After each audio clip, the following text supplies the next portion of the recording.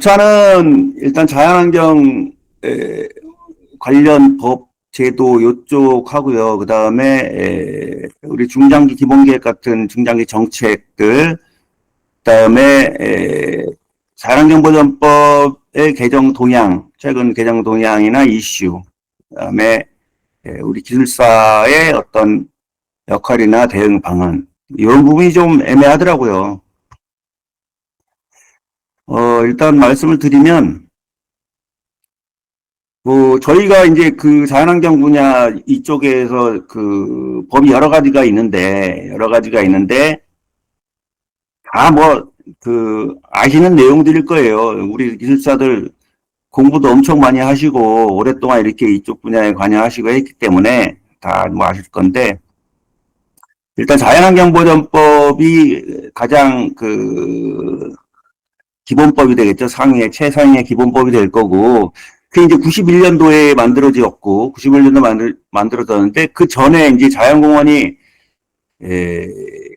원래 저 환경부소관이 아니었는데, 넘어오면서 이제 저희 소관이 됐는데, 원래 1980년에 이제 자연공원법이라는 법이 원래 있었고, 이게 이제 건설부부터 내무부, 환경부 이렇게 해서 이관이 되는 그런 과정을 거쳤습니다. 그래서 자연환경보전법이 처음에 생기고 그 다음에 이제 환경영향평가법, 독도법, 그다음 습지보전법, 백두대간보전법, 야생생물보호법, 생물다양성법 이렇게 그 자연환경보전법에서 조금씩이라도 언급하고 다루던 그런 내용들이 다 이렇게 분법화돼서 세분화되고 좀 구체화되는 그런 과정을 좀 겪었습니다. 그 환경영향평가법 빼고 나머지는 대부분 이 법들이 어떤 특정한 어떤 지역들, 법에서 정한 그런 지역들을 보호하고 관리하기 위해서 군법화되었습니다. 자연공원은 원래부터 있었지만 그렇고, 독도 등 무인도서, 도서지역 특별법, 그 다음에 습지, 해양습지, 내륙습지, 그 다음에 백두대간, 그 다음에 야생생물보호법에서는 야생생물보호구역, 그 다음에 생물다양성법에서는, 요것도 이제 어떤 특정 지역을 대상하는 법은 아니고, 네, 요렇게 해서 지금 발전됐고요. 그 독도법 같은 경우는 이제 생태계 보전도 있지만 또 어떤 독도 영유권이라는 그 시기적인 어떤 문제 때문에 이런 부분이 좀 생겼습니다. 습지는 이제 람사르 협약되고 좀 습지에 대한 구체적인 어떤 정책이라든지 시책들을 담아내기 위해서 법이 만들어졌고요. 그다음에 자연환경보전법에서도 원래 습지 있었지만 그다음에 하천법이라든지 이런 것과도 이제 좀 이 구체적 다루기는 좀 한계가 있어서 습지보전법이 만들어졌습니다. 백두대간보전법은 이제 핵심 생태축이라고 해서 백두대간을 보존하자고 했는데 이 법이 이제 환경부도 관여하고 있지만 산림청이 주관 부처입니다. 산림청의 주관 부처고 그 다음에 어떤 산림 중심의 어떤 대상지를 하고 있기 때문에 산림청에서 이제 주관 부서를 하고 있습니다. 그래서 야생생물보호법은 이제 서식지보호, 조응보호도 있지만 서식지보호 이런 부분이 좀 있었고요. 그래서 멸종위종하고 일반종에 대한 이런 내용들을 법제화했고, 생물다양성법은 이제 자연환경보전법하고 조금 비슷하기도 한데, 자연환경보전법은 이 생태계, 경관, 생물다양성, 이런 부분을 총괄적으로 다 포괄하고 있지만 생물다양성법은 일단 생물종이라든지 유전자, 그다음 생태계, 서식지보호 이렇게 세 가지 생물다양성에 관한 그 다음에 국제협력 CBD 이행 같은 이런 부분들을 담고 있어서 가장 늦게 이렇게 법이 제정이 됐습니다. 그래서 자연환경보전법과 생물다양성법과의 관계에서 저는 자연환경보전법이 전부 이제 국내 자연 분야 최상위 입법이라고 지금 보고 있고요. 그 다음에 생물다양성법은 또 생물다양성 중에서는 또 최상위다. 이렇게 보시면 될 것 같습니다.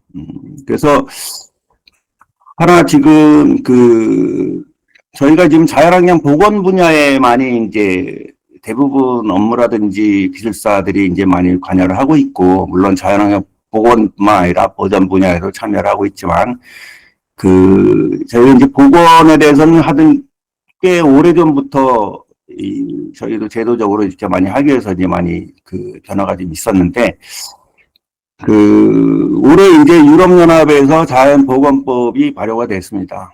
발효가 돼서, 보통 이제 유럽연합 쪽에서 대부분의 이렇게 자연 분야의 어떤 새로운 정책들, 굉장히 적극적인 이런 진보적인 정책들이 제일 많이 좀 시행이 되는데, 이것도 마찬가지로 8월 달에 자연보건법이 좀 생겼더라고요. 그래서 요거 잠깐 좀 말씀드리면, 저보다 많이 아실 겁니다. 아마 저보다 많이 아실 거고. 일단 보건 목표를 우리가 30 x 30 이거 하면서 2030년까지 생태 보건, 그다음에 훼손 지역의 30% 보건 이렇게 좀 하고 있는데, 여기서 이제 그런 내용들이 좀 여기 들어가 있습니다. 보건 목표를 2030년까지 육상 해상 생태계 20% 보건, 50년까지 훼손된 모든 생태계 보건. 말은 좀 제가 정확하게 구체적인 이 법주 내용은 좀 보지는 못했지만, 그 다음에 서식지 보건 목표를 2030년까지 훼손된 상태 서식지 30% 보건. 그 다음에 2040년까지 60%, 2050년까지 90% 보건. 이걸 목표를 잡아놨습니다.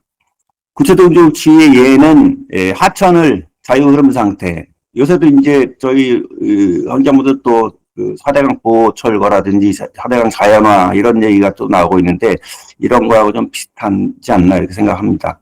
그 다음에 농업용 토지의 10%를 자연 상태로 보건. 농경지도 뭐 어떻게 보면 서식지가 되고 뭐 할 수도 있지만, 이런 부분들을 10% 요거 부분은 아마 하도 이제 이 농민들의 어떤 시위라든지 이런 것 때문에 말이 많은데 지금 들어간지 안 들어갈지 정확하게 모르겠지만, 처음에 이렇게 들어갔었는데 최종적으로는 아마 이게 안 들어가지 않았나 생각됩니다.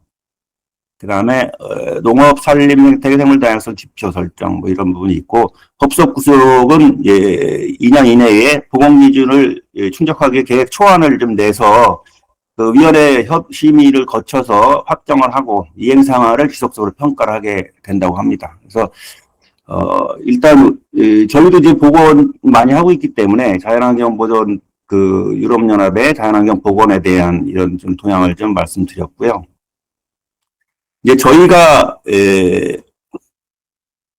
저희도 사실 이 보건이라는 말이 나온 게 꽤 됐습니다. 일단 재작년에 국회 우원식 의원 주체로 해서 이 보건법을 또 만들어야 된다, 이런 논의가 있었는데, 이게 토론회가 이게 어떤 뭐 공개적인 토론회는 아니고 일부 이제 좀 모여서 하신 것 같아요. 저도 이걸 검색하다가 알았습니다. 그 전에 이런 게 있는지도 몰랐는데. 그래서 국회에서도 이런 자연환경 보건에 대한 관심, 그 다음에 여기 이제 참석하신 분들이 보면 박종원 이분이 이제 발제하셨는데, KI가 아니라 부경대학교에 계시면서 그 전에도 이제 환경부 저희 이제 자연정책과하고도 법 관련해서 많이 좀 자문을도 주시고 많이 논의를 했습니다. 그 다음에 구경화 박사님이 참여하셨고, 그 다음에 우리 전임 박소영 과장님이 또 토론자로 참석을 하시고, 그래서 이런 보건에 대한 내용들이 저희도 보니까 여기서도 이제 EU 자연환경보건법을 또 언급을 하면서 했기 때문에, 저희도 이제 아까 이 법을 보면 이제 앞으로 생길 법이 자연환경보건법이 아닌가 싶어요. 예, 그런 생각이 좀 들었고, 그래서 저희가 예전부터 이제 그 보건법 뭐 이런 거 하려고 좀 많이 했는데, 일단 그때 이 뉴스 보니까 이제 건교부죠. 그때 지금 국토부인데, 저희가 처음에 다양하게 보건 사업, 이 등록 보건업 할 때 베일도 의원이 이제 발의를 해서 했는데, 이거를 이제 여러 번 과장해서 지금까지 사실 온 거거든요. 이제 이때 했는데도 국토부의 어떤 이런 반대, 또 조경업계 이런 반대, 계속 이런 부분이 있었고, 그러다가 2017년에 저희가 또 이제 자연환경 보건법을 용역도 하고 해서 다 준비를 했었습니다. 준비를 했는데, 이것도 이제 현재까지 지금 제대로 가지도 못하고 이렇게 갔죠.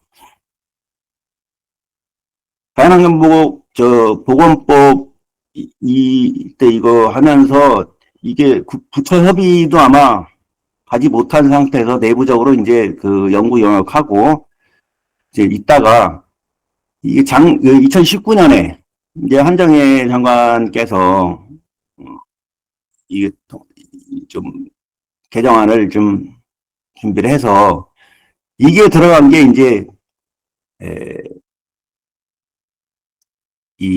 지금 자연환경보도 2023년에 개정해서 이제 내년 3월에 시행될 자연환경 보건 좀 개정 내용이 아마 들어간 것 같습니다.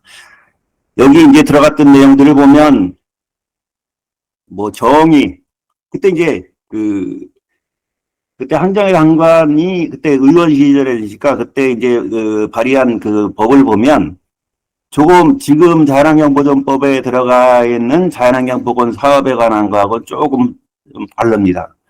그 전에 이제 저희가 그 환경부가 했던 자연환경 보건법의 주요 그런 어느 정도 그런 주요 내용들이 이 자연환경 보전법으로 좀 해서 그런 내용을 여기다 담았더라고요. 그래서 지금 이 현재 개정된 자연환경 보전법의 자연환경 보건 사업이나 이런 부분들이 이때 지금 해서 진행이 된 걸로 판단을 합니다. 여기 보면 이제 뭐 자연환경 보건의 기본 원칙 뭐 이런 거 들어있잖아요. 우선순위 목록, 후보 목록, 그 다음에 뭐 협의체 구성, 그다음에 이런 부분이 있는데 자연환경 보건 사업의 정의, 자연환경 훼손 보건. 지금 자연환경 보전법을 보시면 자연환경 보건에 대한 정의는 없어요. 그 다음에 자연환경 보건 사업에 대한 정의만 있어요. 그래서 이런 부분들이 이게 자연환경 보전법에서 이런 보건에 대한 내용을 여기다 포함해서 가긴 좀 어렵겠구나라는 생각이 또 들었습니다. 그래서 보건에 대한 어떤 기본 개념이라든지 정의라든지 이런 부분들이 법상에 좀 안 들어와 있고 사업의 정의로 나와 있어서 조금 아주 미흡하다는 그런 생각을 가졌습니다. 그다음 자연환경 보건의 기본 원칙 이런 것도 빠져 있죠. 자연환경 보전법에서는. 네, 그래서 조금 이때 보건법 만들면서 이때 한정혜 의원실에서 주도한 그런 내용들하고는 조금 많은 부분이 들어가지 좀 미흡하게 들어가 있다. 그런 말씀을 좀 드리고 싶었고요. 그래서 제가 2017년도 제가 2018년도 2월까지 제가 환경부에 있었습니다. 2월까지 환경부에 있었는데 이때 이 용역도 끝내지 못하고 이제 딴 데로 떠나버렸고 그래서 그때 들어갔던 그 보건에 관한 그런 내용들이 좀 있어서 그런 내용들을 조금 여기다 한번 좀 담아봤는데요. 이게 이제 앞으로 자연환경 보건법이 진행이 된다면 뭐 이런 내용들이 들어가지 않을까 이렇게 생각을 해서 넣어봤고요. 그 자연환경 보건, 그 생태 보건에 대한 이 보건에 대한 정의가 좀 들어가야 되고 환경부 그다음에 이 환경법만이 아니라 국토부, 해양부, 농림부 이런 부분에 포괄하는 범부처 관련 사업을 총괄해야 된다라고 좀 생각을 했습니다. 그다음에 저희 이제 환경부가 소관하는 이런 부분뿐만 아니라 해양 부분도 좀 들어가야 되겠고요. 하천 부분도 지금 들어가야 될 것 같고. 그다음에 보건 기본계획의 수혜라든지 지금 하고 있는 회선지 목록, 그다음 우선순위 목록 이런 부분들 좀 들어가야 되고요. 그다음에 보건 사업에 대한 절차 뭐 이런 지금도 어느 정도는 좀 들어가 있죠. 근데 보건 사업이 자율환경 보건 사업만 있는 게 아니라 굉장히 많은 부분에 앞으로는 이제 뭐 민간이라든지 여러 부분들 다 이제 해야 될 거기 때문에 아까처럼 보건 목표라든지 이런 부분들도 법에서 어느 정도 방향성을 갖고 이렇게 좀 해야 될 것 같고요.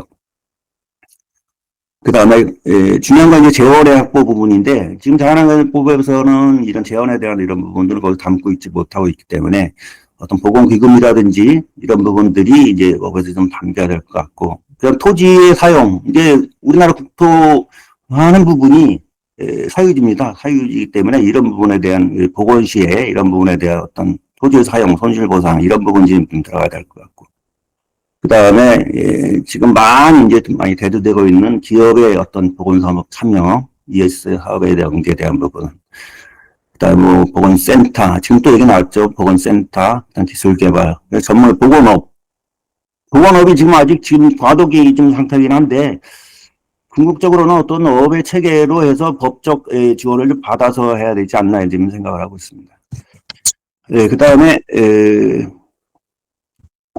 얘가 지금 두 가지 중장기 계획, 저희가 자연환경 보건이라든지 이런 쪽에서 가장 관심을 갖고 보셔야 할 두 가지 중장기 계획의 내용들을 좀 다뤘는데요.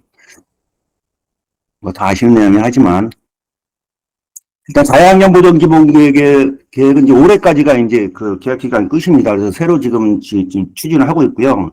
한국 KI에서 아마 이걸 진행하는 걸로 알고 있습니다. 그래서 10년간 기본 계획이고, 아까 이게 이제 자연분야 최상위, 자연환경 보전법에서 기본한 기본 계획이고, 생물다양성법에서는 이제 국가 생물다양성 전략, 이것도 기본 계획인데, 이거는 이제 작년에 수립해서 2028년, 이건 5년 단위의 계획입니다. 그래서 여기 들어가 있는 그런 어떤 내용들을 보면, 우리 자연환경 정책의 그 다음에 국제적인 어떤 동향, 이런 부분들을 파악할 수가 있습니다. 그래서 그런 부분을 좀 한번 보여드리기 위해서, 물론 뭐 다 아는 얘기입니다. 다 아는 얘기고. 여기 이제 자연환경 보전 기본 계획에서 보면은, 여기, 목표 3에, 도시생태 보전 복원, 이런 보전 복원이라는 얘기가 있고, 그 다음에 자연 혜택의 현명화의 이용, 국민에게 더 가까운 조성, 자연환경 조성, 이런 부분이 있고, 그 다음에 여러 가지가 아주 굉장히 많은 포괄적인 내용들이 많이 들어가 있습니다. 생물다양성 전략도 마찬가지고, 저는 이제 이 중에서도 이제 생물다양성 부분이 우리 자연환경 보건 이쪽에 종사하시는 분들이 사실 종 분야에서는 별로 그렇게 많이 없고 그래서 이 생물종보다는 요 생태계, 오른쪽에 요 생태계 부분의 보존과 이용, 그 다음에 이행 강화는 이제 공통적인 내용이지만 요 부분에 대한 내용을 간략하게 그냥 소개를 한번 해드리겠습니다. 이게 지금 아까 이제 올해로 끝나잖아요. 자연환경 보존 기본 계획이 올해 끝나는데 지금 이제 5차 계획을 좀 4차 계획을 수립하기 위해서 지금 연구하고 있는데 거기에서 이제 지금 고민하고 있는 그런 부분들이 위에 거에 이거는 저기 기초계획 연구 보고서에 있는 내용을 제가 지금 캡처를 해왔습니다. 캡처를 해왔는데 이제 위에 거는 지금 현재 어떤 기본 계획에서 담고 있는 그런 과제들이면서 빨간색으로 한 부분들이 좀 더 계속 후속적으로도 계속 4차 계획에서도 좀 강화돼서 좀 돼야 된다라는 그런 내용이고요. 그래서 보면 멸종위 정보, 외래생물 질병 관리, 보호지역 확대 관리, 그다음 국립공원에 대한 보존형, 그다음 환경에 대한 평가 이런 식으로 해서 좀 주요하게 좀 4차에서도 담아가야 될 내용들을 좀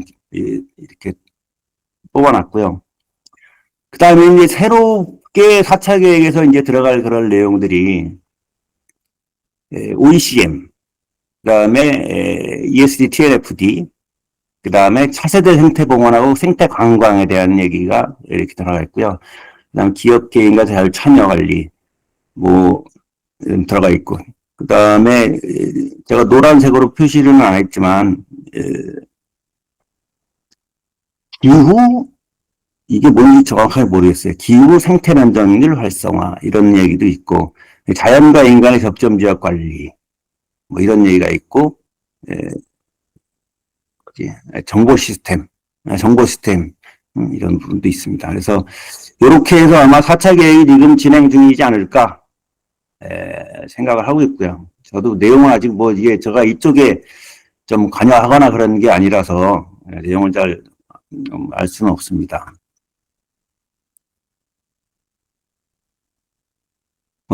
이어서 이제 생물 다양성 그 전략에 들어가 있는 아까 보면은 생태계 부분 분야에서 보전 분야, 이용 분야 이렇게 보면 제가 요 관련 있는 것만 좀 주요 내용을 했고요. 여기서 보면 자연 공정 지역.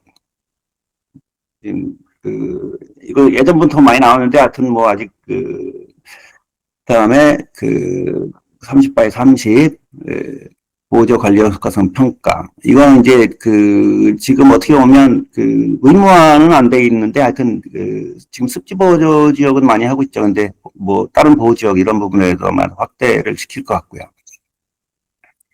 그 다음에 훼손지 발굴 후보 목록은 계속 2027년까지 보건 후보 목록을 계속 발굴하는 걸로 지금 알고 있습니다. 2차까지 나와 있고, 이제 오늘 2차까지 나왔으니까 이제 5차까지 나오겠네요. 27년까지 한다고 하면 5차까지. 후보 목록 계속 나올 거고. 그 다음에 브라운필드 장항, 그린벨트 고양. 이런 사업도 이제 사업을 하고 있고, 신사업이라고 해서 아마 이제 뭐 탄소 배출권에 대한 이런 자연 분야에서의 탄소 흡수 이런 부분에 대해서 어떤 신사업화 이런 부분이 좀 있고요. 전문 인력 업체 개발을 해야 된다는 부분들이 5차 전략에 좀 들어가 있습니다. 그다음 뭐 개발부터 조성까지 자연 친화적 공간 활용인데 이런 부분들 여기 보면 이제 도시녹지장 부분에서 이런 내용이 있더라고요. 가정마다 색으로 이거 뭐 외국에서 이제 어느 나라인지 기억 안 나는데 외국에서 이제 많이 활용하고 있는 건데 가정의 색으로 도시의 30%, 그 다음에 가장 가까운 녹지 300m 아마 이런 걸로 알고 있습니다. 그래서 이런 부분들이 전략에 좀 들어가 있다. 그 다음에 홍수 기능만 하지만 생태적인 어떤 기능을 생태적 유지를 확대해야 된다는 이런 부분들도 전략에 좀 들어가 있습니다. 그 다음에 자연을 통한 기후변화 등에는 산림순환경. 이게 이제 생물다양성 전략은 환경부 계획이 아니라 건부처 공동으로 합니다. 그래서 이제 산림청이나 해양부 이런 부분들도 다 이런 내용들이 이 안에 좀 조금씩 들어가 있더라고요. 그래서 아까 자연환경보존기본계획은 이제 환경부 계획이지만 물론 부처이긴 하지만 환경부 계획인데 이 생물다양성 전략은 건부처가 수립한 거로 이렇게 되어 있습니다. 그 다음에 이제 수변 생태벨트 확대, 그 다음에 탄소 흡수 기술, 엠비어스 위산 흡수 기술 이런 부분들이 보전 부분 이용 부분에 있어서 이렇게 좀 담아 있는데 하여튼 여기 종 다양성이긴 하지만 생물 다양성이긴 하지만 뭐 거의 자연 분야에서 다룰 수 있는 부분들은 웬만하면 좀 다른 것 같더라고요. 규제나 이런 거 빼고 어떤 방향성 있는 부분들은 생물 다양성 전략에 다 들어가 있는 것 같습니다. 그 다음에 이행 강화 부분에 있어서 네 가지인데요. 생물 다양성 ESG 확대, 자연자본 정보 공시하는 거, 산업벌 가이드라인. 이거 벌써 이제 만들어 있고 아마 내년부터 지금 제가 알기로 내년부터 의무화해서 코스피 여기 상장 회사들 대규모 상장 회사들 아마 적용될 걸로 알고 있고요. 한번 뭐 연기되고 뭐 하다가 내년이라고는 알고 있는데 정확하게는 또 가봐야 알겠죠. 그래서 이런 부분들이 굉장히 저희 자연환경 분야, 어떤 보건 분야에 굉장히 좀 역할을 좀 많이 하지 않을까 이렇게 생각하고 있습니다. 다음에 녹색 분류 체계 내 생물 다양성 목표, 생물 다양성 증 분야 녹색 기업 지정 기준 같은 거, 그 다음에 생물 다양성 정책 참여 확대 및 가치 확산. 그다음 지자체 생물 다양성 전략을 또 수립해야 됩니다. 그다음에 생물 활용 기술 개발, 이런 연구, 그다음에 핵심 생태계 보전, 복원 및 R&D 강화하겠다는 것도 전략에 들어가 있습니다. 그다음에 국가 자연자본 계정 개발, 이게 있는데, 이게 생태적인 어떤 그 자연의 어떤 그 가치를 돈으로 이제 환산해서 그거를 관리하겠다는 거거든요. 그래서 이런 게 들어가면 그 어떤 그 평가라든지 정량화적인 어떤 평가에 대해서 기업에 대한 어떤 이런 부분들을 많이 의뢰 좀 적용을 할 수 있을 것 같고요. 이제 ODA 같은 경우는 이제 주로 환경 오염이라든지 이런 거 뭐 상하수도 이런 거 해왔는데, 이제 훼손지 복원이라든지 습수원이라든지 이런 부분에 대해 생물 다양성 ODA를 좀 많이 확대하겠다. 이제 이런 부분이 있어서 아마 그래도 산림청 쪽에서는 이 숲을 조성하는 이런 부분들이 아마 ODA 사업으로 그전부터 많이 좀 하고 있었는데, 일단 생물 다양성 쪽의 ODA 이런 것 부분도 저희가 좀 관심을 좀 가져야 될 그런 부분이 아닌가 싶습니다. ODA가 이제 국가만 하는 게 아니라 같은 기업들이 다 참여하기 때문에 좀 관심을 가져보면 될 것 같고요. 이거는 이게 뭐더라? 이거 엊그제 이제 기후에너지 환경부가 출범하면서 업무 계획을 냈더라고요. 다들 받아보셨죠? 막 여기저기 막 돌고 있어서. 그래서 기후에너지 환경부, 말도 안 나오네. 저는 이거를 환경부라고 줄여서 얘기하고 싶은데 기후부라고 그러더라고요. 그래서 그냥 약칭으로 부를 때 조금 좀 아쉬운 것 같고. 일단 여기 이제 저희 규모가 엄청나게 커지면서 저희 이제 자연 분야가 보통 이제 앞부분에 나오거든요. 업무 계획 이런 거 하면 앞부분 자연 그다음에 수질 이렇게 나오는데, 이제 앞에 이제 탄소 들어갔고 재생 에너지가 들어갔고, 그다음 기후재나 그다음에 고부치 환경 서비스의 국토의 자산 가치, 쾌적한 환경 이런 식으로 해서 이제 뒷부분에 좀 들어가 있더라고요. 이런 게 들어가 있고, 그 중에서 이제 나온 내용 중에 이제 이제 고품질 환경 서비스에 들어가 있는 내용들이 아까 말한 30년까지 복원하고 보호지역 30%, 보호지역 30%까지 확대하고 이런 부분이 좀 들어가 있고요. 그다음에 자연공존지역 들어가 있고, 그다음 국립공원 신규지역, 민간 참여 이거 얼라이언스 이거 해서 지금 하는 거 지금 이거 계속 지금 그 협의체 이렇게 만들어서 하고 있고, 생태 복원에서 ESG 영향을 하면 민간 기업 참여한다는 거, 이게 저희한테는 굉장히 좀 중요한 것 같습니다. 중요한 것 같고, 그 다음에 사업 내실화에서 이제 대행자제도 이제 내년부터 들어갈 대행자 등록제도, 그 다음 지원센터 관련 내용, 우수사업 인증 내용, 사업의 향상, 양적 질적 향상, 이런 부분들이 저희 쪽하고 직접적으로 관계되는 그런 내용이고요. 그 다음에 간헐가연성, 이 보개방, 이런 부분들도 들어가 있습니다. 들어가 있고. 아까 이게 하천하고 연속성 개선이죠. 아까 EU 자연환보건법의 어떤 방향하고 또 이상합니다.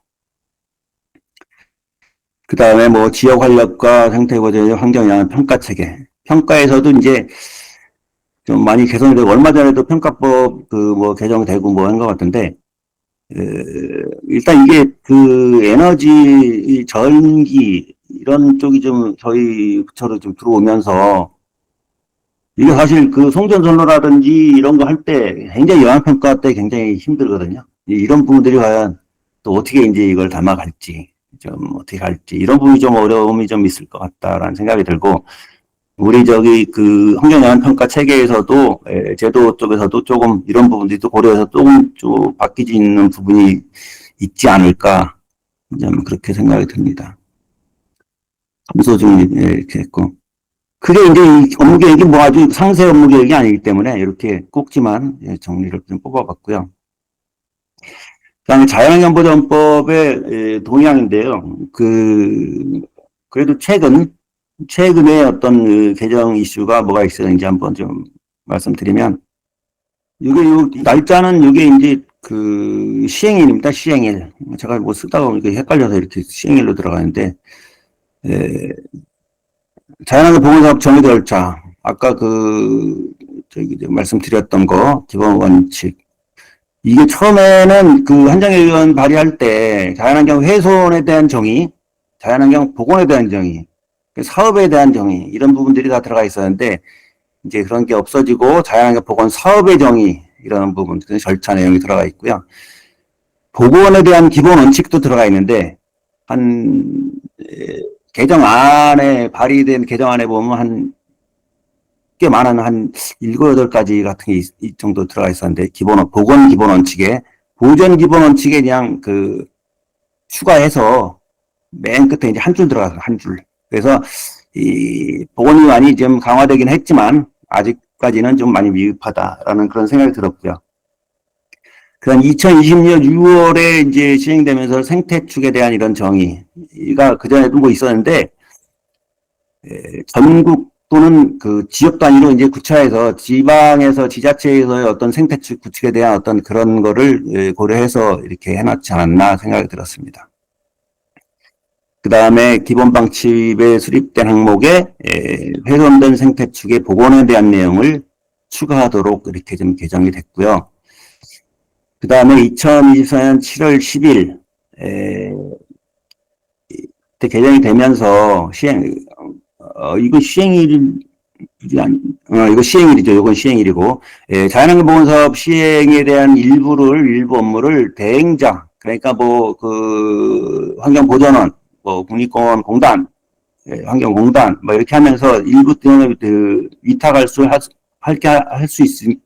하면서 대행자에게도 위탁을 할 수 있도록 해놨습니다. 그래서 지금 그동안 이제 보전원에서 환경청에서 발주된 그런 내용들이 이제 일부 저희 대행자들이 입찰에 참여하기도 했던데, 이런 부분이 좀 그때 들어갔고요. 그 다음에 요건 이제 부담금 관련해서 이런 부분이 2,000원 들어갔고, 이제 내년 3월에 시행될 이 내용이 다 아시는 거죠. 다 아시는 거고, 다 아시는 건데, 이가 이제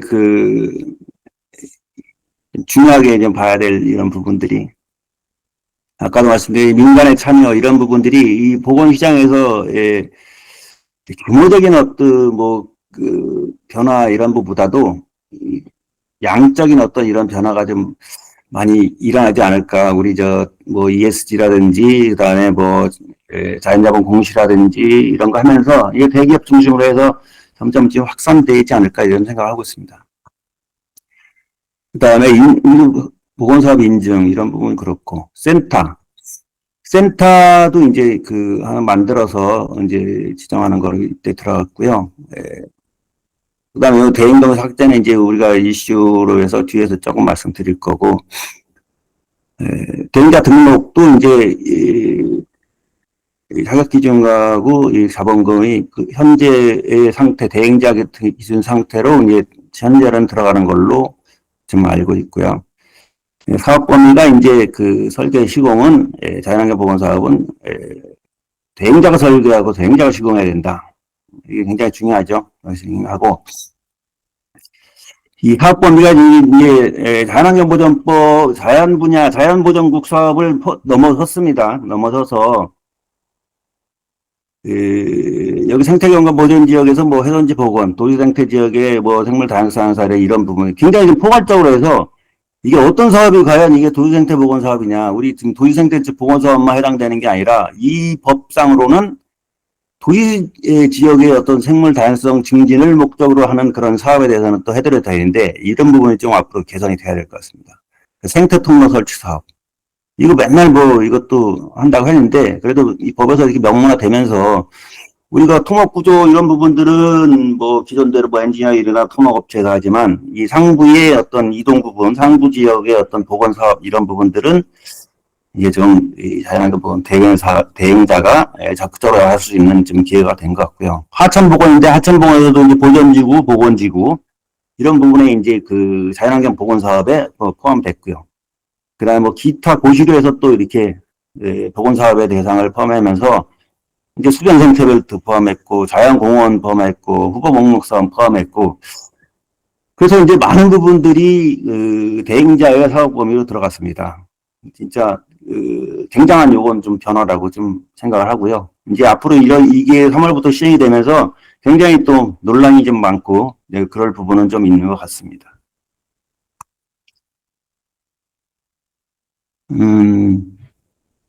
그다음에 이제 저희 이쪽 자연환경기술사가 참 많이 제일 참여하고 있는 대행자 분야에서 반환사업 대행자 분야에서 좀 이슈가 좀 있었고 얼마 전에도 저희 이제 협회 집행부 수준에서 또 이제 뭐 얘기도 좀 있었고 해서 뭐 대부분 아시겠지만 또 모르시는 분들도 계실 것 같고 해서 말씀드렸습니다. 그래서 법이 개정되면서 이 반환사업은 납부자 중심이긴 하지만 잘 안 되니까 대행자라는 제도를 만들어서 사업을 발굴하고 이렇게 좀 했는데 이 법이 다양한 보존 대행자 등록이라는 이런 법규가 생기면서 제도가 생기면서 대행 동의 이런 납부자의 동의를 받아 뭐 대행 뭐 이런 부분이 이제 중복되고 그래서 삭제가 됐었습니다. 삭제가 됐고 그러다 보니까 이제 현재 지금 하위 규정을 진행하고 있는데 대행 동의가 이제 그런 제도가 빠진 상태에서 시행령 규칙이 지금 만들어지고 있고 아마 조만간 이제 곧 의견 수렴과 입법 여부 같은 이런 부분들이 진행되지가 될 것 같습니다. 일단은 이 반환사업이란 이 대행자 제도의 어떤 그 특성이 조금 저희가 일반적인 어떤 그런 사업 진행 특성하고 좀 그 형식하고 많이 다르고 그래서 지금같이 운영해온 그 대행자 제도가 이제 만약에 빠지면 반환사업 수요 지금 한 150억 되지만 돈 없어서 못하는 거지만 지금 수요가 굉장히 많잖아요. 많이 있는데 그런 수요 창출이 매우 어렵다라고 생각이 듭니다. 매우 어렵다라고 생각이 들어서 뭐 이게 큰 어떤 방향의 어떤 전환, 이 사업 발굴에 대한 이런 부분이 전환이 없으면 조금 뭐 사업 예산 이런 부분도 추가가 될 수 있고 그래서 좀 어려운 그 상황인 것 같습니다. 그래서 그다음에 이제 논의됐던 내용들이 법에서 이게 일부러 대행자 제도, 반환 제도를 바꾸기 위해서 이걸 삭제한 게 아니기 때문에 잘못된 거기 때문에 다시 법 개정해야 된다라는 얘기가 좀 있었고요. 그 다음에 이제 현재 이제 개정된 법률 내에서 수요를 발굴할 수 있는 그런 어떤 대안을 좀 찾아가는 게 어떻겠냐 하는 부분들이 있어서 저희가 이제 환경부하고도 이제 많이 협의를 하고 했는데 현재로서는 제가 지금 뭐 정확하게 지금 뭐 환경부하고 이렇게 막 논의하면서 이렇게 진행되는 상황이 아니기 때문에 정확하게 는 모릅니다. 근데 저희가 이제 그 환경부가 얘기했던 그런 내용들이 반환사업은 개발 행위에 따라서 의무적으로 내는 돈이잖아요. 그 납부금이잖아요. 부담금이. 근데 이 부담금을 가지고 그 납부자가 참여해서 생태보건하고 이런 사업들은 어떻게 보면 의무적인 어떤 사업이기 때문에 어떤 민간의 이제 보건사업에 참여 시의 어떤 혜택 이런 부분들을 받기가 좀 어려운 것 같아요. 그렇지만 반환사업도 보건사업의 어떤 민간 참여 부분에 인정을 해주면 그 민간 부분에서 이 납부한 사람들이 이 반환사업 참여를 위해서 많이 동참하지 않을까 해서 그런 발굴 수요, 반환사업지의 어떤 납부금 확보라든지 이런 부분도 좀 좋지 않을까 해서 이런 부분을 요구를 했고요. 아직 모르겠습니다. 이런 부분들은.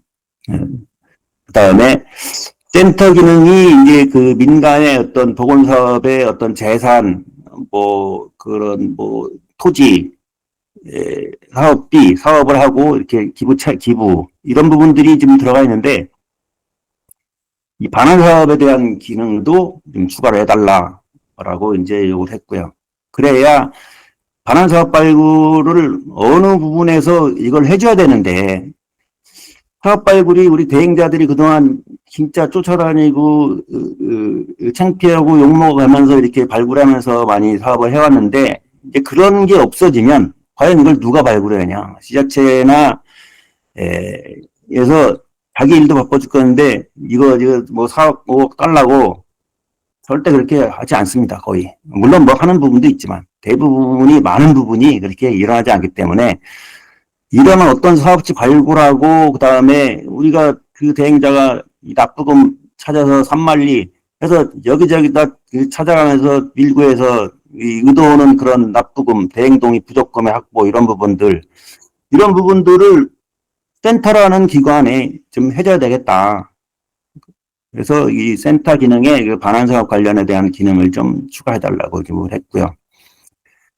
그다음 협회, 우리 생태보건협회를 센터로 지정해야 된다. 이 보전원도 지금 협회 센터로 지정받으려고 하고 있지만 보전원에서 이런 민간 부분에 이런 부분까지 저는 하기는 좀 어렵다. 경험도 없고 대행자를 다 포함하고 있는 협회가 해야 된다라는 부분을 좀 얘기를 하고 있고요. 그 다음에 반환사업을 하게 되면 납부금이 다 갖고 있는 사람들은 기업들은 별로 없습니다. 기관들은 뭐 LH 이런 부분은 뭐 계속 있으니까. 근데 보통은 이제 대부분의 지자체들은 다른 납부자를 좀 찾아야 되거든요. 그래서 그런 찾는 부분들에 있어서 그러면 납부자가 여러 개인데 그 각각의 납부자한테 반환 사업비를 줄 거냐. 그래서 대표를 정해야 된다. 그래서 대표 사업자로 해서 누군가가 이걸 지자체가 대표적으로 할 수 있게 돈을 받아서 하든 뭘 할 수 있게 이렇게 좀 이런 부분을 좀 개선해 달라. 그다음에 반환 사업은 저희가 설계 시공 다 일괄하고 있잖아요. 일괄하고 있어서 이런 부분도 계속 유지를 해야 된다라는 부분. 그다음에 뭐 차액이 타행도로 들어가서 사업비가 축소되는 그런 일은 좀 없어야 되겠다. 이렇게 이런 부분들을 주로 좀 얘기를 했습니다. 이거는 그때 환경부하고 좀 협의를 하고 와서 약간 이렇게 좀 저희가 이 다시 대행동의를 살리기는 어렵겠다라는 생각을 가지고 언론 이렇게 만들어 봤습니다. 이거 어떻게 이제 시스템 체계를 좀 운영을 해야 되나 이렇게 좀 해봐서 만들었는데 저는 이거 그냥 이렇게 외부 아닌데 엊그제 협의 우리 집행부 회의 때 이게 딱 나오길래 그냥 아이씨 모르겠다 그냥 이거 완성된 것도 아니지만 이렇게 좀 한번 그냥 말씀드리자 해서 이것도 했습니다. 일단 요거는 이제 발굴 체계인데 일단 센터라는 게 이제 저희 생태보건협회에다가 센터로 지정을 해서 아까 말씀드린 반환금에 대한 어떤 관리 기능을 센터한테 위탁시켜라. 그러면 납부자의 정보, 반환금 정보, 반환사업 신청에 대한 접수, 뭐 이런 부분, 그 다음에 수요조사 발굴, 납부자에 대한 홍보, 매칭 뭐 이런 부분이죠. 부족한 부분을 해줘야 되니까. 그 다음에 대행자 등록 관리.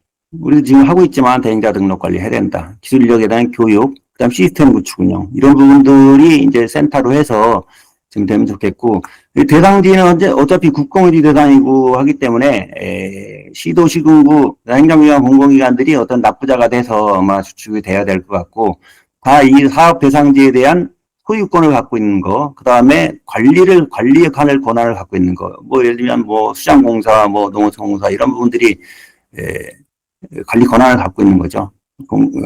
공공기관으로서 위임 위탁받아서 하고 있는 거 이런 부분들이 땅 소유가 갖고 있는 것 때문에 대상지는 아마 주로 지금까지 이런 사업 대상지를 주로 할 수 있을 것 같고요.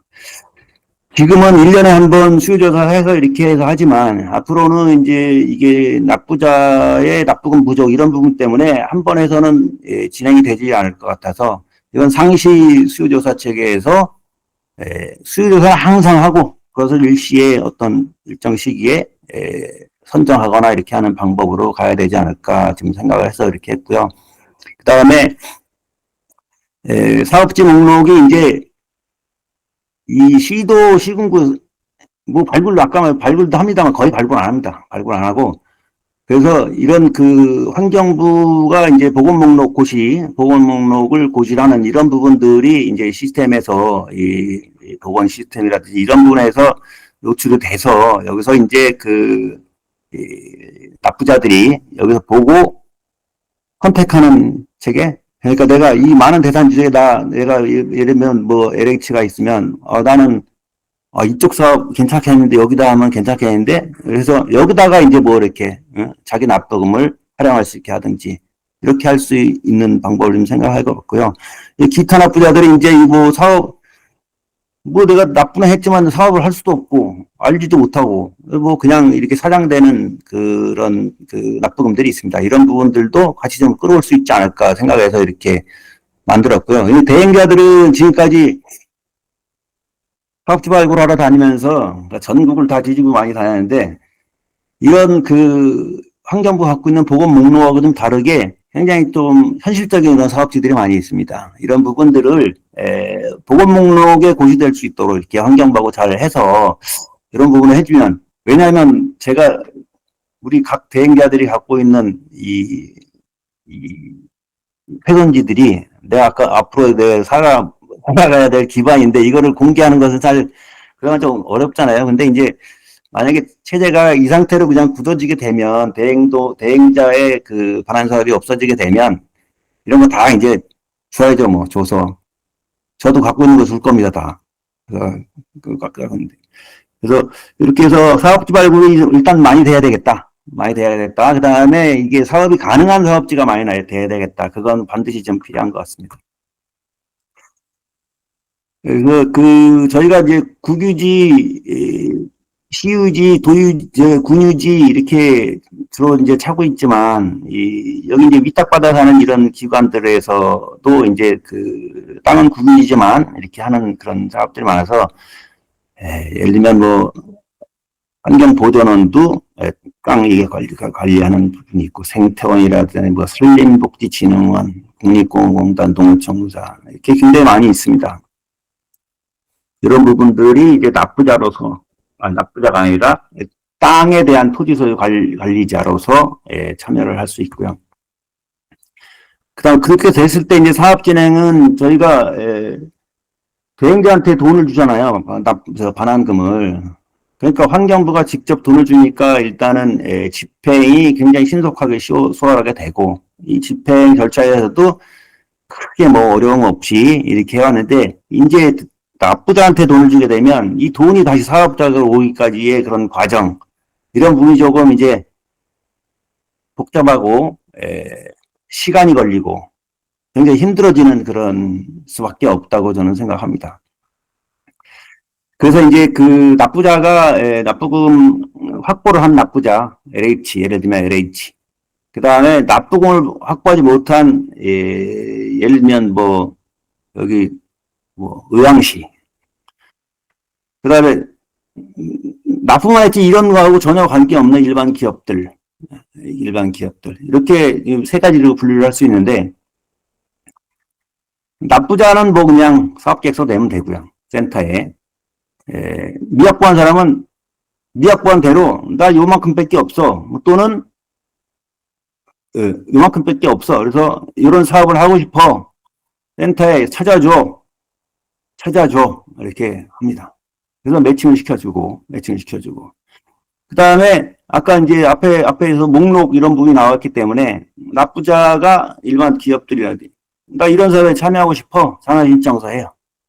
그래서 사업계획서를 만들어서 센터가 환경청에 일정 시기에 제출하고 환경부가 선정 승인하고 다시 환경부는 센터에 승인 내역 통보하고 이런 식으로 해서 이렇게 좀 관계를 좀 하고요. 이제 이게 사업 선정이 됐을 거 아니에요. 사업 선정이 되면 납부자는 그냥 하면 되죠. 그 다음에 그냥 일부 해서 매칭받은 사업자가 있을 거고. 그럼 그 다음에, 그냥 납부자에서 매칭받은, 여기서 매칭해준 경우가 있을 거고. 그럼 대표 사업자를 정하고, 여기서 사업자를 해서, 이 대행자하고 이제 계약을 해야 됩니다. 대행 계약을 통해서, 설계 시공 대행 계약을 해서 이제 진행이 되고요. 이제 돈도 이제 지금처럼 선금 70% 반금인데, 이제 이게 입찰이나 이런 체계로 갈 거기 때문에 굉장히 좀 대행자들 입장에서는 굉장히 돈 받기가 좀 쉽지 않은 그런 상황이 좀 될 수는 있을 것 같습니다. 선금, 기성금, 잔금 이렇게 되고, 그래서 이 대항계획이라는 일반적인 어떤 도급 절차 이런 거를 통해서 가게 되는 그렇게 구조인 것 같습니다. 그래서 제도가 바뀌면 좀 이런 식으로 좀 될 것 같고, 또 이런 식으로 좀 돼야 되지 않나 이렇게 좀 생각을 하고 있습니다. 기술사 이건데요. 사실 이게 뭘 써야 되나 잘 모르겠는데, 일단 기술사 보니까 우리 환경 분야에 이게 몇 가지예요. 몇 가지. 하나, 둘, 셋, 넷, 7가지인데, 사실 기술사 이쪽 부분, 이쪽에서는 이 상하수는 환경 분야에 안 들어갔고, 아마 건설 토목 이쪽에 들어가 있더라고요. 아직도. 이 상하수도가 넘어온 지가 언젠데, 물론 그것 때문은 아니겠지만, 이 환경적으로 아직 안 넘어 있더라고요. 그래서 이것까지 다 해보니까 한 2,800명 정도 좀 들어가 있습니다. 2,800명 정도. 2,800명 들어가 있는데, 이 중에 저희가 316명 맞죠? 이게 2024년 통계인가 모르겠는데. 이 환경 분야 기술사 중에서 두 번째입니다. 수질이 가장 많습니다. 수질. 원래 전통적인 이 환경 분야. 그러니까 매체별 그 오염, 수질, 대기, 폐기물, 토양, 소미도 이거 주잖아요. 우리가 한참 후발인데도 지금 인원수는 2위를 하고 있어요. 2위를 하고 있고, 그만큼 조금 수요라든지 이렇게 요구라든지 이런 부분이 좀 많다. 조경이 오래됐는데 518명 아직 좀 차이는 있지만 산림이 저희보다 적더라고요. 산림 기술사가 이게 좀 적고 이렇게. 그래서 산업계 분야가 굉장히 많은 비중을 좀 차지하고 있다라는 걸 말씀드리고요.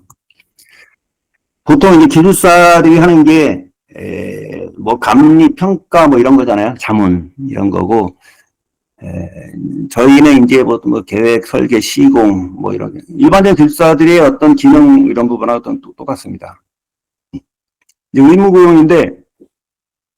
의무교육을 자연환경 보전 사업 자연환경 관리 기술사는 그래도 의무 고용을 할 수 있도록 지금 돼 있죠. 이 등록제 도입하면서 더 그 부분들이 이제 확고해지게 되는데, 다른 법령에서 이 기술사를 의무화한 사례를 제가 좀 찾아봤는데, 대부분 다 들 수 있다고 하지만, 대체가 다 가능하죠. 대체가 다 가능. 환경영향평가사도 마찬가지죠. 대체가 가능합니다. 맞나요? 환경영향평가 대체 가능하죠.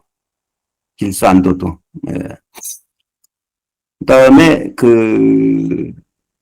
이 기술사를 의무화한 사례를 좀 보니까 이 소방 쪽에 있더라고요. 소방 쪽에. 소방 기술사가 기술사 순위 1위 갑니다. 1위. 물론 조금씩 변동되지만 거의 5대 기술사에 들어간다고 하네요. 이게 안전과 관련된 부분들이 아마 상위 어떤 기술사 보수라든지 그다음 수요라든지 이런 부분에 있어서 좀 많이 차지하고 있는 것 같습니다. 이 전문 소방시설 설계업에 기술사를 두도록 되어 있더라고요. 일반 소방시설 설계업은 안 둬도 되는데 전문 소방시설 설계업은 기술사도 해요.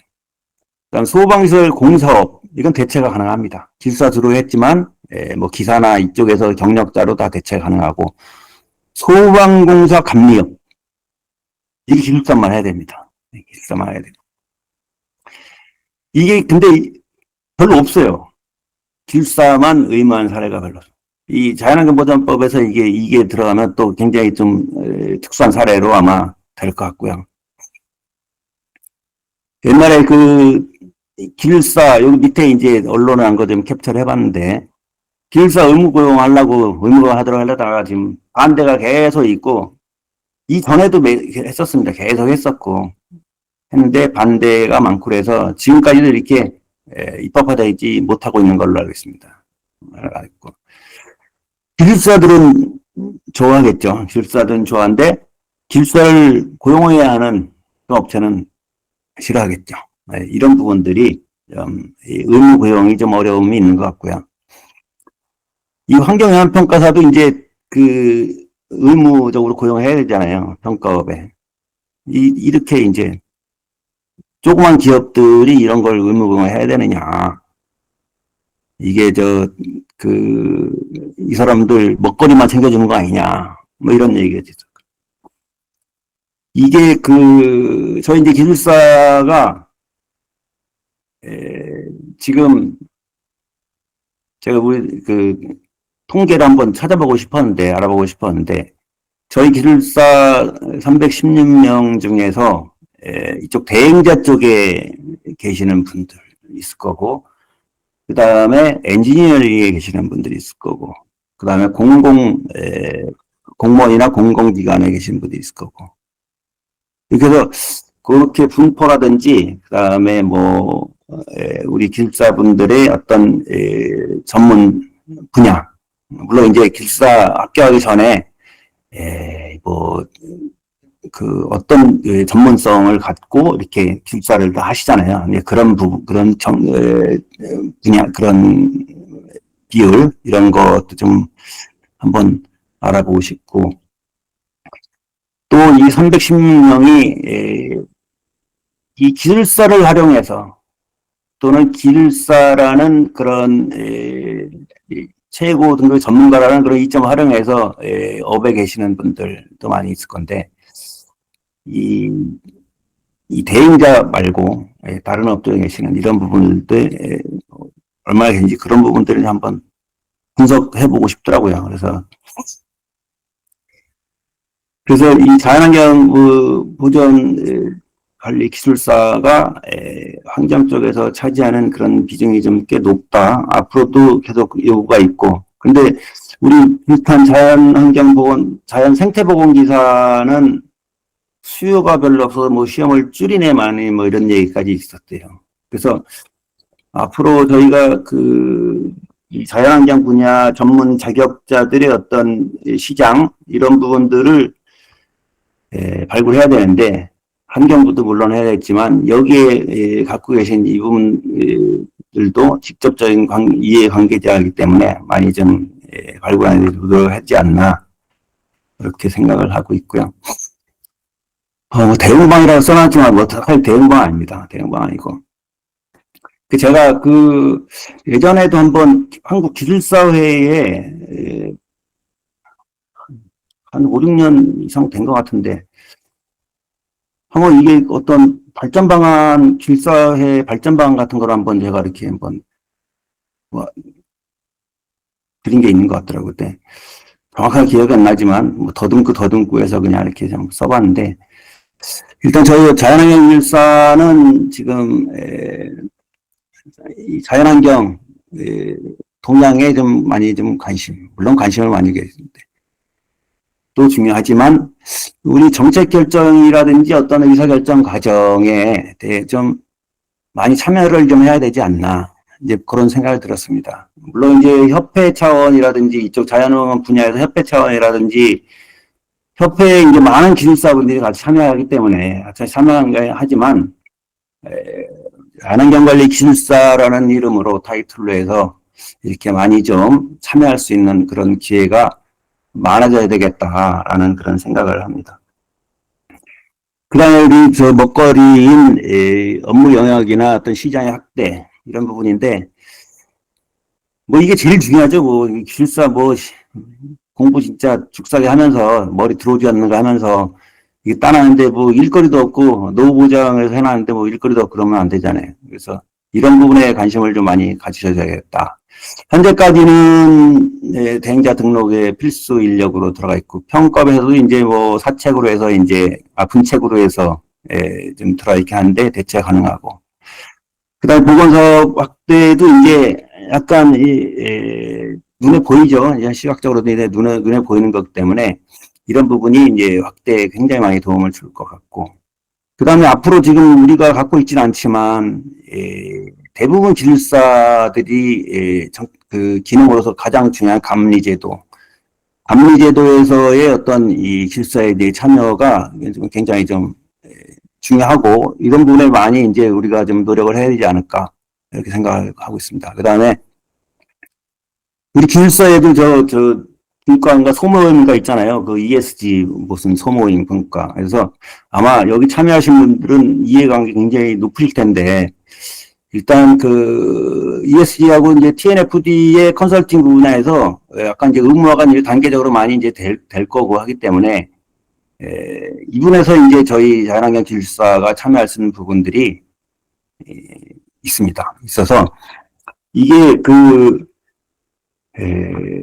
돈의 관계에 대한 재무 공시지만 기본 데이터는 자연입니다. 자연 자본이기 때문에 이 가치 평가는 물론 뭐 정부나 이런 데서 이제 평가 기법이나 기준이나 이런 부분들은 다 하겠지만 그 각 기업의 회사마다 그 재무 공시, 자연 자본 공시를 하기 위해서는 일단 그 접근법 있잖아요. 리드 접근법에 대부분 네 가지들이 뭐 리치라든지 이런 그 다음에 계획 이런 부분들이 다 우리 자연 분야에서 전문가들에서 나와야 됩니다. 물론 이제 기술사 부분도 있고 그 다음에 어떤 생물 조사 모니터링 이런 부분들이 굉장히 많이 차지하겠지만 여기서 이제 어떤 리스크를 좀 회복하기 위한 어떤 그런 보건이라든지 이런 부분에 대해서는 또 저희만한 사람들이 없거든요.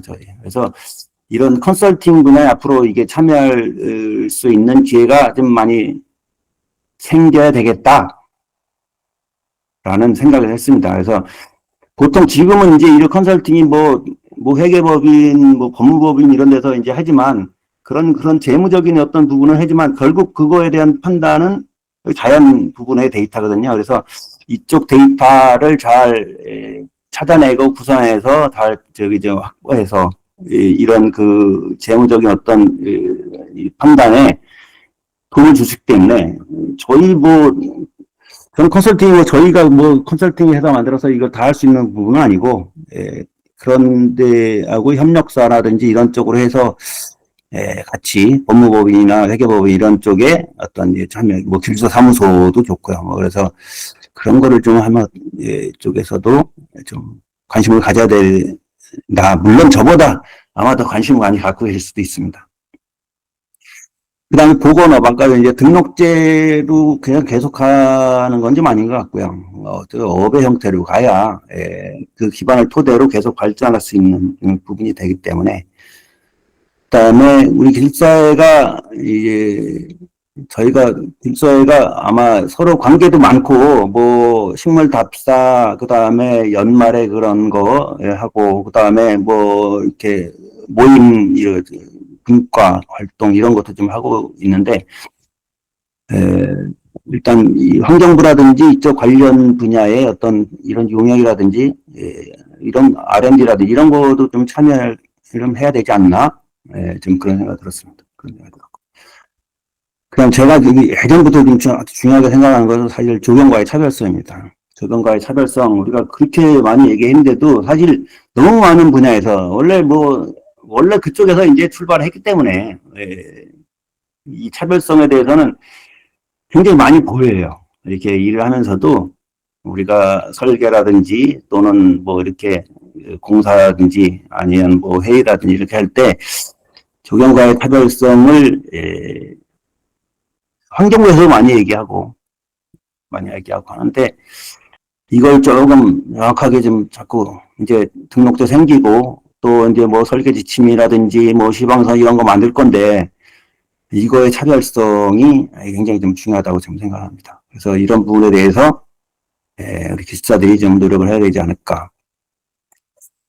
그다음 뭐 기술 전문가긴 한데 정책에도 많이 좀 관여를 하셔야 되고 우리가 기술사 공부할 때 정책도 한 과목이잖아요. 그래서 많이 공부를 하시지만 이 변화하는 이런 과정이라든지 이런 부분도 많이 좀 참여했으면 좋겠고, 그다음에 우리는 생태 기반한 기술사분도 계시고 또 조경 기반한 기술사분도 계시고 이 조경 기반한 기술사분들이 많죠. 생태 기반 기술사보다. 그래서 우리가 이제 많이 하는 이 토목 쪽이라든지 수리 수문, 수생태 이게 어떤 기획이라든지 이런 거 하다 보면 이런 부분이 굉장히 많이 나오는데 조금 저희는 이제 좀 부족한 그런 부분들이 있어서 이런 부분까지도 좀 많이 전문적인 어떤 지식을 좀 확보해 나가면 좋겠다. 뭐 기술사 이런 거 따라가는 건 아닙니다만 하여튼 그런 거 있고요.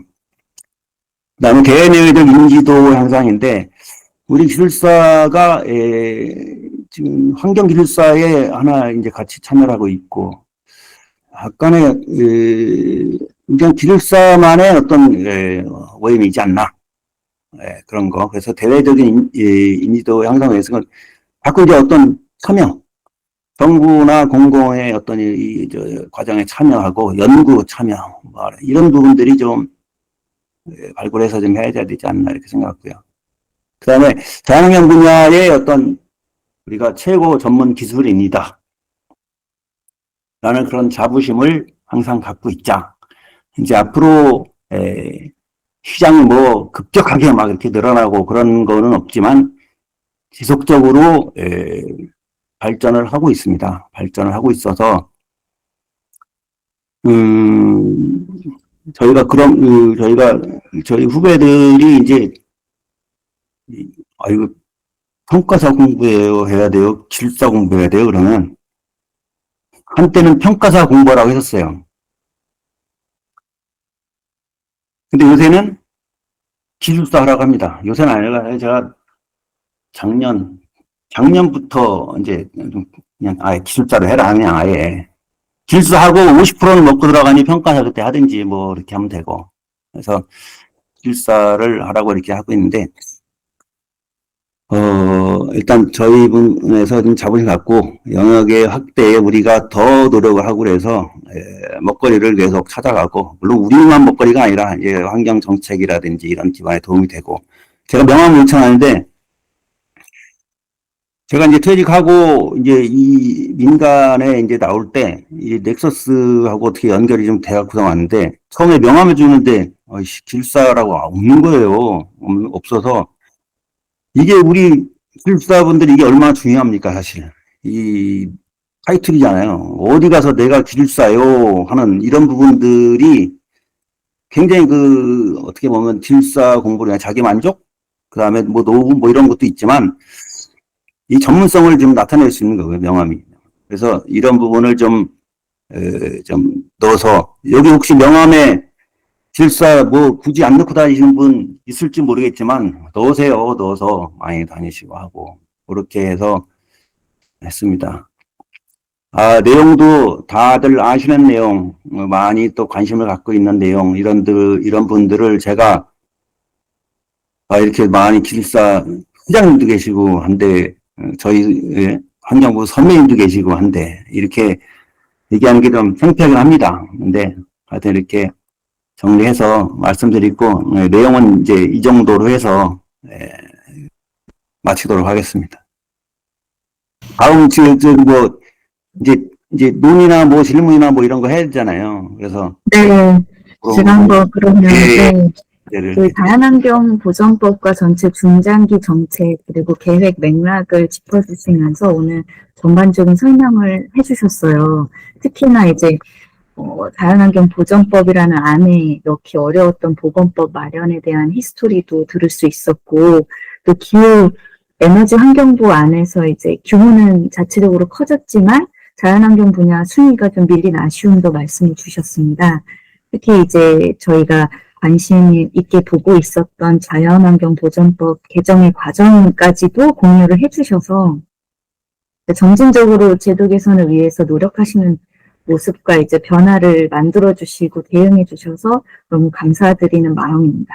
또 이제 마지막으로 이제 자연환경 기술사들의 역할과 가능성들도 생각을 나누어 주셔가지고요.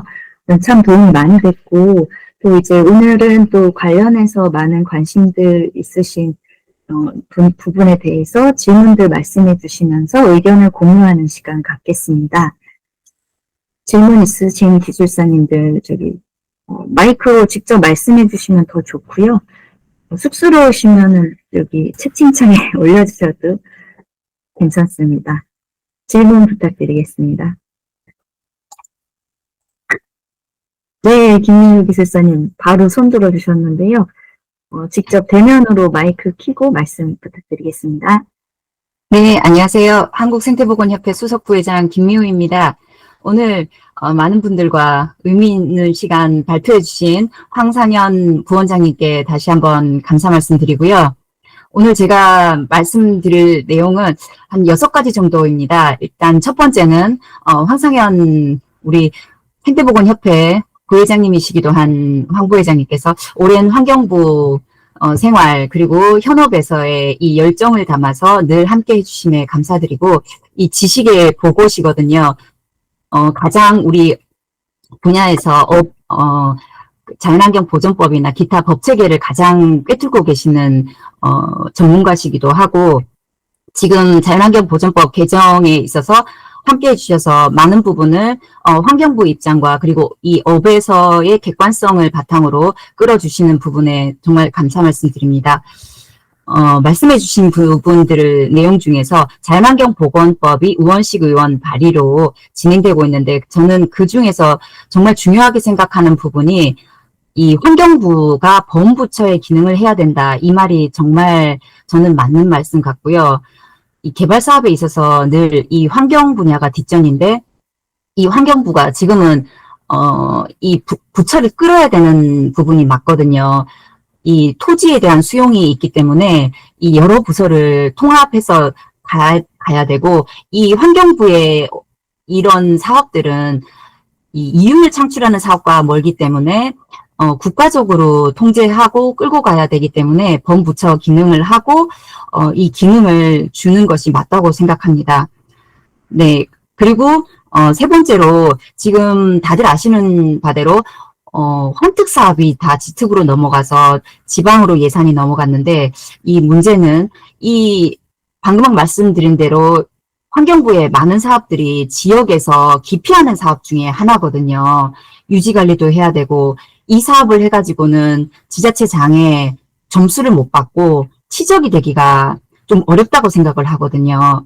그래서 근데 지금 상황에서 지특으로 내려갔는데 이 사업이 활성화되지 않으면 우리의 먹거리 창출이 정말 어렵습니다. 그래서 지역에서 사업 발굴이 저는 정말 중요하다는 그런 생각을 하고 있고요. 그리고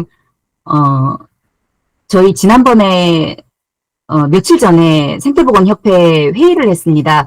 그때 나온 이야기가 환경영향평가 지금 이명순 사무관님 오늘 참여해 주셔서 감사드리는데요. 환경영향평가과에서 올해 업무 지침이 만들어졌습니다. 거기에 이제 여러 가지 부분을 보완을 해야 된다라는 내용이 나오면서 이 자연환경 기술사 그리고 자연환경 보건업을 하시는 대행자분들이 설계 시공에 의무화가 돼야 된다라는 지침의 내용이 있습니다. 근데 현재 아직까지는 개발 사업자들에게 의무화돼서 이게 피부에 와닿게 지금 시행이 안 되고 있고 이런 부분들을 기왕 지침을 만들어 주셨으니까 좀 더 강제 규정을 할 수 있는 방안을 좀 마련해 주십사. 그래서 저희 협회 차원에서 평가가로 공문을 보내드리면 평가가에서는 이제 이 지침대로 하라라는 내용들을 개발 사업자나 각 지자체나 이런 공문을 담은 의견을 좀 전달해 주십사 하는 것이 저희 협회의 입장이기도 합니다. 그래서 우리 임영순 사무관님께 좀 기대를 좀 드리고 싶고요. 그리고 나머지 하나는 황상현 부회장님께서 생태보건 기사라고 하셨는데 생태보건 산업기사예요. 이 산업기사가 지금 응시율이 낮다고 좀 폐지를 할까 이 산업공단에서 보고 있는데 이게 이 산업이 활성화되려면 이 기술사 그리고 기사, 산업기사, 기능사까지 많아야 되거든요. 근데 산업기사가 없어지면 우리의 이 기반이 되는 기술자들이 부족해지는 상황이라서 지금 독려를 해서 산업기사 응시를 좀 많이 해주셔야 될 판이에요.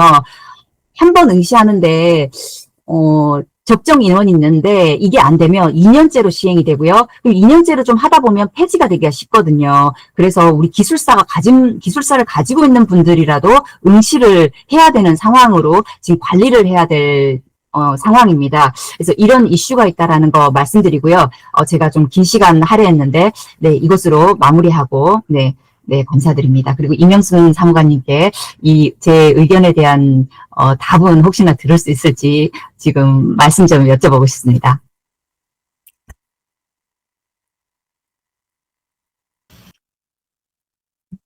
이명순 사무관님 혹시 계실까요?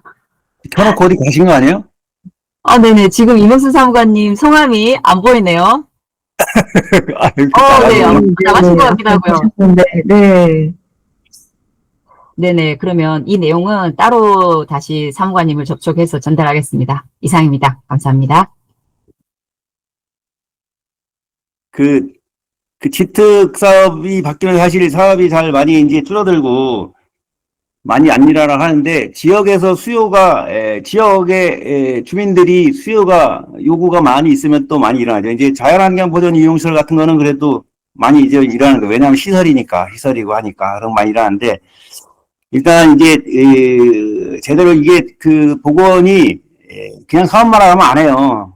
말씀하신 것처럼 안 해요. 결국 이제 평가 체계를 갖춰야 되는데 평가를 해서 딱 나래비 딱 세워서 니네 지자체는 뭐 이거 몇 등이네 뭐 이렇게 해야 됩니다. 그렇게 그걸 해야 좀 그런 사업이 좀 더 참여를 하고 뭐 보조율 같은 이런 부분들도 좀 관계는 있지만 그다음에 대처서식지 지침 말씀하시는 거죠? 아까 김명우 부회장님 그거 네. 그것도 이제 저희 평가업에 계시는 분들이나 이렇게 아까처럼 우리 이명수 사무관님이나 평가협회나 이런 부분에 대해서 이제 대처서식지가 이렇게 뭐 나오는 게 많지는 않습니다. 근데 계속 그거를 파악을 하고 좀 지속적으로 파악을 해야 될 것 같아요. 그래야 이게 완성되지. 이게 그냥 업무 처리 지침이기 때문에 그 전에 환경영향평가 관련해서 업무 처리 지침이 아주 구속력 있게 사실 들어가는 건 작성할 때 이런 때고 뭐 하지만 이 사업의 내용 그다음에 어떤 협의 내용의 이행 이런 부분에 대해서는 사실 쉽지 않아요. 관리를 해야 되기 때문에 그래서 계속 그 상황 파악을 다 같이 좀 하고 환경으로도 계속 관심을 갖고 그런 게 많이 일어날 수 있도록 해야 되지 않나 이렇게 생각합니다. 예. 감사합니다. 다른 분 들어보겠습니다.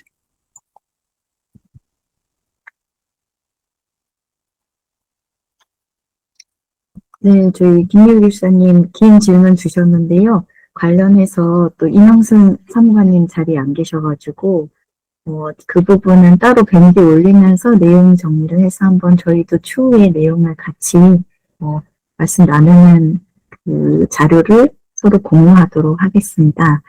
그리고 또 추가로 질의 있으신 분 말씀 주시면은 의견 나누시도록 하시죠. 특히 저희 자연환경관리기술사 홍진표 회장님 한 말씀 부탁드리겠습니다.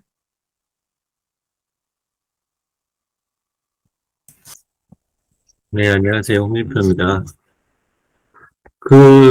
오늘 얘기 안 하려고 했는데요. 시키셔가지고. 맨 마지막에 우리 황 부원장님께서 얘기하신 이제 연구 용역 R&D 이런 참여를 이제 기술사 차원에서 참여해야 된다고 하는데 그렇다고 그러면 이제 자연환경 관리 기술사 회 차원에서 연구 용역 R&D 참여 이런 부분들은 현재는 조직적인 수준에서는 좀 어려워요. 왜냐하면 이제 사단법인으로 만들었을 때는 뭐 그런 부분을 좀 직접 계약이나 이런 부분들이 좀 해소가 되기 때문에 신용석 회장님, 전임 회장님께서 있을 때 이제 그 사단법인에 대한 좀 강력하게 주저하셨지만 저희 아이가 조직적인 기술사의 조직적 수준이 아직 낮기 때문에 그런 부분까지는 아직 가지는 못했고 다만 이제 제가 회장 올해 이제 4년 마무리하면서 가장 목표를 했던 부분들이 좀 기술사회의 활동을 보다 더 좀 활성화하고 그다음에 조직적인 기반을 좀 만들어서 장기적으로는 사단법인으로 하여튼 등록할 수 있는 그 기반이 되는 기관으로 좀 목표를 삼았어서요. 그 다음 이제 대실 회장님께서 그런 거를 바탕으로 해서 사단법인으로 갈 수 있도록 하면 또 이제 조직적인 차원에서 연구 용역이나 R&D 이런 참여들도 충분히 가능하겠다라는 생각이 좀 듭니다. 예, 이상입니다. 저기 혹시 다른 기술사에는 사단법인인가요? 그 사단법인 하나도 없나요? 제가, 그러니까 뭐 다른 타 분야, 네. 타 종목까지는 잘 모르겠고, 저희 이제 환경 분야만 말씀을 드리면, 한국환경기술사회는 이제 사단법인이고요. 네. 그 다음에 나머지 그 밑에 이제 분해, 지금 분해라고 쓰진 않는데, 6개가 있거든요. 저희 포함해서. 그 중에서 소음진동만 사단법인입니다. 어디 토양이요? 소음진동. 소음진동. 네. 왜냐면 소음진동은 여러 가지 이제 개발 사업을 하면서 민간이나 관에나 굉장히 민원이 많아가지고 용역이 굉장히 많답니다. 그래가지고 그 지금 통장에 뭐 2억이 있대나 3억이 있대나 그러더라고요. 그래서 그걸로 해가지고 뭐 사무실도 없고 뭐 이렇게 하겠다라는 거를 이제 연초에 들었었는데 그렇게 환경기술사회와 소음진동만 사단법인입니다. 예. 네, 아무래도 제도와 법규에 관련된 내용이다 보니까 또 변경된 사항들에 대해서 다들 관심이 많으셨을 텐데요. 저희가 황 부원장님께서 이 내용 혹시 공유 가능하실까요? 제가 어젯밤에 이거 좀 마무리하느라고 못 보냈고요. 공유할게요. 네. 네, 알겠습니다. 자료는 저희가 밴드에 게시할 예정이고요. 예. 또 댓글로 질의가 올라오면 제가 모아서 황 부원장님께 다시 한번 여쭙도록 하겠습니다. 오늘 장시간 또 자리해 주시고 또 따끈따끈한 자료를 엊그제 이제 받으신 자료로 저희들한테 알려주셔가지고 저희도 이 과정을 같이 참여하는 느낌이 들어서 이제 같이 공유할 수 있는 자리에 감사드리겠습니다. 그리고 저희 그 홍보분과 2025년 웨비나는 12월 소모임 발표로 마무리되고요. 저희가 기획한 2025년 웨비나는 오늘 황기술사님 강의로 마무리가 됩니다. 오늘 이렇게 참여해주신 기술사 여러분들 감사드립니다. 또 주말에 또 바쁜 일정 오후에 시작하셔야 될 텐데 저희 이렇게 늘 연구하고 공부하는 모임으로서 자리를 같이 할 수 있어서 늘 영광이고 감사드립니다.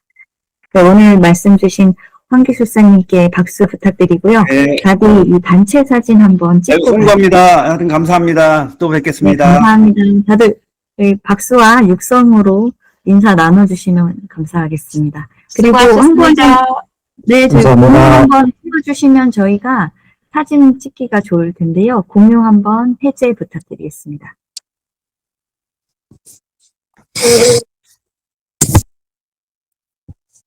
공유해 주시면 저희 참석자분들 사진이 다 나와가지고요. 뭐를 다들 카메라 켜주시고요. 저희가 급히 나가신 분들도 다 알고 있거든요. 어떤 분 반영하셨는지. 그래도 저희 멋지고 아름다우신 모습들. 강 회장님 오랜만에 뵙습니다. 다들 인사 나눠주세요. 네, 감사합니다. 다들 즐거운 주말 되시고요. 감사합니다. 감사합니다. 황기술사님, 저희 웨비나 마무리 짓고 한 번 더 전화 드리겠습니다. 예, 감사합니다. 감사드립니다.